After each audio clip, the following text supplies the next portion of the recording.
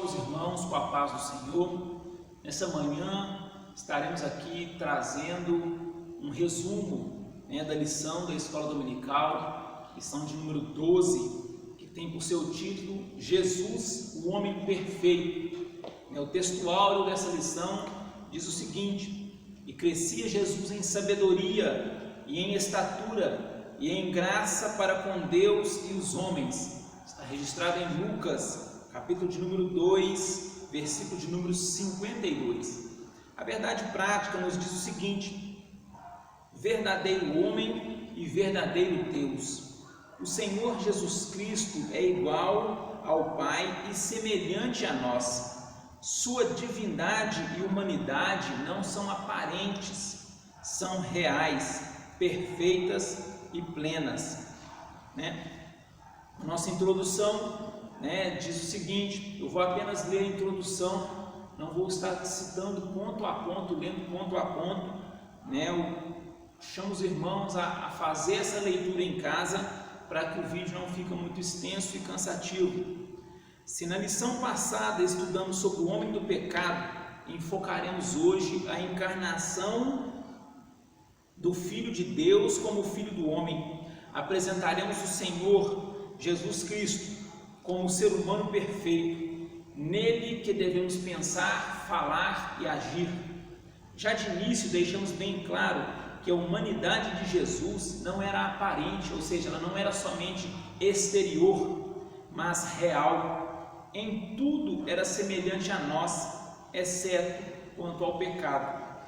Frisamos, outro sim, que as duas naturezas de Cristo, a divina e a humana, não são conflitantes, mas perfeitíssimas e harmônicas. Uma jamais eliminou a outra. É por esse motivo que somente Ele pode salvar o pobre e miserável pecador. Que o Espírito Santo nos ajude a compreender essa maravilhosa e imprescindível doutrina da Bíblia Sagrada. A introdução, ela vem trazer acerca do assunto que vai ser tratado nessa lição. E como eu costumo dizer, a introdução das lições geralmente ela é quase que a conclusão. É o que vamos aprender nessa lição, é o que precisamos, qual o objetivo que precisamos alcançar. E o autor da lição, ele vem tratar acerca de Jesus, o homem perfeito, nessa lição, em 3 tópicos. O primeiro tópico vem tratar Jesus como verdadeiro Deus. E o que vemos nos 3 subtópicos que ele tratou acerca de Jesus como verdadeiro Deus, ele trata de Jesus em sua eternidade com o Pai. O Evangelho de João é o evangelho que mais trata acerca da divindade de Jesus. E logo no princípio do Evangelho de João, no capítulo 1, do versículo 1 ao versículo 3, vem dizer o seguinte: no princípio era o Verbo, e o Verbo estava com Deus, e o Verbo era Deus. Ele estava no princípio com Deus. Todas as coisas foram feitas por Ele, e sem Ele nada do que foi feito se fez antes. Então aqui João vem dar aqui esse enfoque na divindade de Jesus. E essa divindade havia também uma comunhão íntima, uma unidade entre Deus Pai e o Filho. Em João 10:30 e João 12:45, Jesus mesmo declara que eu e o Pai somos um. Declara ainda que quem vê a mim, vê o Pai. Ou seja, aqui Jesus está demonstrando a comunhão, a unidade dele com o Pai. No segundo subtópico vem tratar dos atributos, grandezas e perfeições. Aqui vemos os atributos divinos de Jesus. Ele era soberano, ele era eterno, ele absorveu todos os atributos divinos. Em Colossenses 2, versículo 9, vem falar o seguinte: Paulo, escrevendo aos Colossenses: porque nele quem? Cristo, habita corporalmente toda a plenitude da divindade. ele absorveu ali todos os atributos divinos, né, de soberania, de onipresença, de onipotência, de onisciência. No terceiro subtópico, vem tratar, né, Paulo, né, escrevendo, né, aos filipenses, né, trata, né, da questão que ele esvaziou-se da sua glória. Mas devemos compreender aqui que esse esvaziou-se da sua glória, ele não deixou de ser Deus, ele assumiu a forma humana, ele deixou a glória no céu, ele deixou a sua majestade, ele se humilhou, né, a uma condição humana, né? Então a glória aqui é nesse sentido, ele deixou a sua condição de Deus no céu, de assumir a sua condição no céu, né, e se humilhou a se fazer servo, né? No segundo tópico, né, o autor vem tratar Jesus como verdadeiro homem. Então, no primeiro subtópico, ele vem nos mostrar Jesus como Deus, né? No segundo subtópico, no segundo tópico, ele vem mostrar Jesus como homem, né? E ele trata no primeiro tópico, no primeiro subtópico, acerca de Jesus estava no seio do Pai. Nós mesmos já lemos, né, citamos aqui João, Evangelho de João, capítulo 1, ele vem falar dessa comunhão que Jesus tinha com o Pai antes da fundação do mundo, né? E nós vemos que ele habitou no nosso meio, né? Ele se fez carne, né? Não é à toa, né, que ele foi chamado de Emanuel. O que quer dizer isso? Deus conosco, Deus entre nós, né? Ele tabernaculou entre nós, né? Então, quando vemos aqui essa questão que ele estava no seio do Pai, vemos também a comunhão, a unidade, né? A unidade de Jesus para com o Pai. No segundo subtópico, né, o autor vem tratar das profecias, né, de anúncio do Cristo, e nós vemos que a primeira, vamos dizer assim, nem profecia que foi dita pelo próprio Deus, a primeira palavra, a primeira promessa fazendo referência a Jesus, está lá na queda, está lá em Gênesis 3,15, quando da repreensão à serpente, né, Satanás, né, ali Deus já dá a promessa do nascimento do Cristo, já dá a promessa do nascimento de Jesus. E assim vários outros escritores da Bíblia. Moisés profetiza acerca de Jesus, Miqueias profetiza acerca do lugar onde Jesus nasceria, Isaías profetiza acerca do nascimento, da morte e da ressurreição do Cristo, e o próprio Cristo, em João, capítulo de número 5, versículo 39, ele vem falar, né, que toda a Escritura fazia referência a ele, toda a Escritura era prenúncio e atestava a vida do Cristo. João 5,39 diz o seguinte: examinais as Escrituras, porque vós cuidais de ter nela a vida eterna, e são elas que de mim testificam. Ou seja, as Escrituras, toda ela, do Antigo Testamento, ela testificava acerca do Cristo.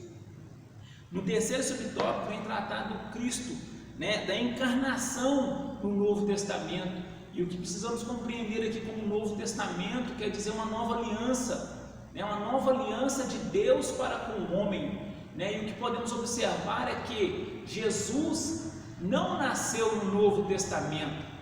O Novo Testamento, a nova aliança, nasceu com Cristo, nasceu com o nascimento de Cristo, né? Não é Cristo que nasceu no Novo Testamento, é o Novo Testamento, né, que foi ali o resultado final, né? Jesus nasceu e assim possibilitou uma nova aliança, um novo testamento.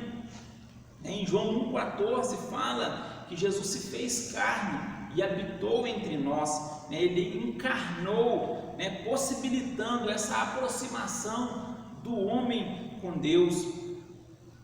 No quarto subtópico vem tratar que Jesus nasceu na plenitude dos tempos, né? E aqui precisamos compreender a plenitude dos tempos.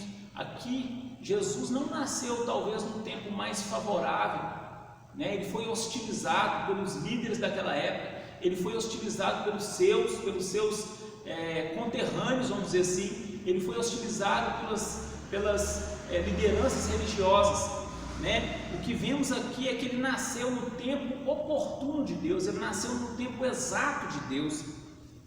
E o que precisamos compreender, né, com relação à plenitude dos tempos é que nem sempre o tempo mais favorável é o tempo de Deus agir.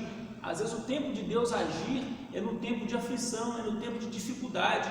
Nós vemos exemplos disso na Bíblia, né? Sadraque, Mesaque e Abednego, eles só conheceram a Deus verdadeiramente, eles só tiveram uma experiência real com Deus em tempo de aflição. Eles tiveram uma experiência real, foi na fornalha ardente e aquecida 7 vezes. Então, o que vemos que nem sempre, né, os momentos mais favoráveis, o momento que compreendemos ser o mais adequado para Deus revelar a nós, esse é o tempo oportuno de Deus, né? Nesse tempo de aflição, nesse tempo de dificuldade que estamos vivendo, talvez esse é o tempo exato, é o período exato que Deus está nos mostrando, querendo aproximar de nós, querendo ter uma comunhão mais íntima com nós, né? Que nós ficamos atentos, né, a essa condição, a essa situação, né, mesmo em tempos de aflições, de tribulações, né? O que nós vemos aqui em tempos de dificuldade, nós nos aproximamos mais de Deus, nós compreendemos a dependência que temos dele, né? Então Jesus aqui nasceu na plenitude dos tempos, mas no tempo de Deus,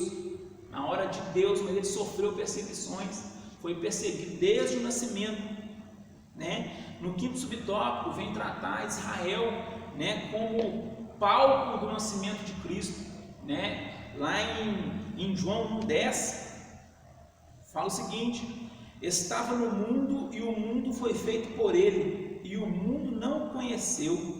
Ele veio para o que era seu, mas os seus não receberam. Ou seja, ele veio, né, por meio dos judeus, né? Em João 4,22 também fala, né, Jesus dizendo que a salvação vem dos judeus, mas os judeus não compreenderam, né, que ele era o Messias prometido, o Messias profetizado pelos profetas. No terceiro subtópico vem tratar de Jesus, o homem perfeito, a humanidade de Jesus. E nesse primeiro subtópico nós vemos, né, da questão da humanidade de Jesus, nós vemos que Jesus, né, ele assumiu a forma realmente humana. Ele era verdadeiramente homem e verdadeiramente Deus. Eles tinham as mesmas aflições, as mesmas dificuldades, cresceu da mesma forma que nós, foi um homem normal, um homem natural, né? A diferença é que foi um homem que não pecou, não houve falha alguma. No segundo subtópico trata de Jesus como o último Adão, fazendo referência, né, ao pecado, a entrada do pecado. Adão foi a porta de entrada do pecado, né? Mas Jesus, né, é a remissão dos pecados da humanidade. Jesus é o último Adão. Ele veio, né, para aniquilar as forças do pecado.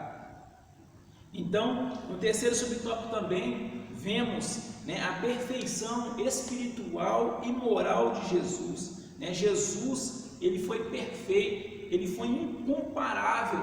Não houve homem sequer, não houve homem, nem haverá homem comparável a Cristo.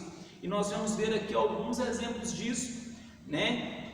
Primeiro, ele jamais cometeu pecado, né? Ele é chamado de santo, de justo. Em Jesus não havia pecado, por isso ele é um sacrifício perfeito, por isso ele se fez um sacrifício perfeito. Ele era submisso às autoridades, submisso a seu pai e sua mãe, e submisso a Deus, né? Ele era submisso, obedecia, né, às vontades de seu pai. Ele era humilde, né? Ele é tratado como manso e humilde de coração. Deu um exemplo de humildade um pouco antes da sua crucificação, ao lavar os pés dos discípulos, né, se fazendo como se fosse escravo em uma casa. Mas ele assumiu essa condição de humildade para nos mostrar a necessidade, né, de sermos humildes como ele. Ele também era manso.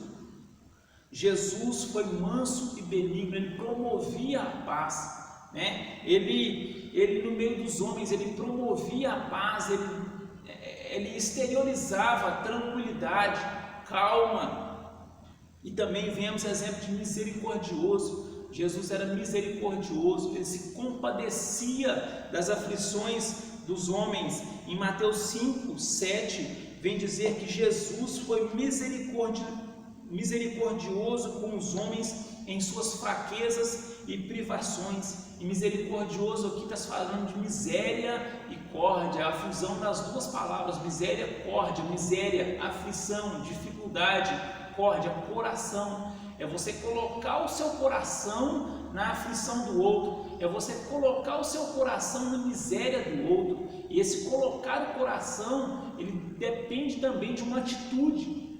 Não é somente se compadecer do outro, é se compadecer do outro, mas agir, para aliviar aquela aflição, aquela dificuldade. Então, nesse tópico nós vemos a humanidade de Cristo, a perfeição da vida de Cristo. Nele não houve falha alguma. Devemos seguir a Cristo como exemplo. A nossa conclusão é nesse sentido. Precisamos compreender a vida de Cristo para que possamos espelharmos nele. A primeira citação bíblica que vem falar acerca de cristãos, ou seja, de pessoas que eram semelhantes a Cristo, é em Atos, capítulo de número 11, versículo de 26, onde os apóstolos eles foram reconhecidos como cristãos, ou seja, semelhantes a Cristo. Semelhantes a Cristo em quê? Nas suas atitudes, no seu proceder, nos seus atos, na comunhão, na obediência, na humildade, na submissão a Deus, E que nós, nessa manhã, possamos compreender e entender a necessidade de sermos verdadeiros cristãos, de sermos semelhantes a Ele. E podemos dizer assim como Paulo disse, aos Filipenses, aos Coríntios, no capítulo 1, versículo 11, primeira carta de Coríntios: sede meus imitadores, como também eu de Cristo. Será que nós podemos dizer também isso ao mundo? Que nós possamos compreender a vida de Cristo e entender que nós possamos dizer assim como Cristo: ouça o que eu prego, que nós possamos dizer isso, ouça o que eu prego, faça o que eu faço, porque meu modelo, meu padrão de conduta, minha referência e meu exemplo é o Senhor Jesus Cristo. Que nós possamos espelhar a Cristo, que nós possamos ser verdadeiramente cristãos, que o mundo possa ver em nós o retrato de Cristo, o espelho de Cristo, e que o mundo possa compreender e ver em nossa vida, que realmente necessita do Salvador, que necessita ser transformado, que a nossa vida possa ser testemunho vivo da grandeza, da santidade de Deus. Essa é a minha mensagem nesta manhã. Que Deus abençoe a sua vida, que nós possamos, nesse período de aflição, de tribulação, de dificuldade, de instabilidade, que nós possamos ter um tempo reservado para conhecer mais a Cristo, conhecer mais acerca da vida de Cristo, e que nós possamos conhecer, e é somente pela Bíblia que nós possamos compreender, e que o Espírito Santo possa transformar a nossa maneira de ver, a nossa maneira de agir, e que cada dia mais, o mundo, a sociedade que nós vivemos, possa se espelhar em nós, possa sentir desejo de conhecer o Cristo, que a sociedade possa ver possa ver os irmãos que estão assistindo, e que a sociedade possa ver: olha, eu gostaria de conhecer quem transformou a vida desse homem, eu gostaria de conhecer quem é o Deus desse homem, dessa mulher, desse jovem. Essa é a minha mensagem.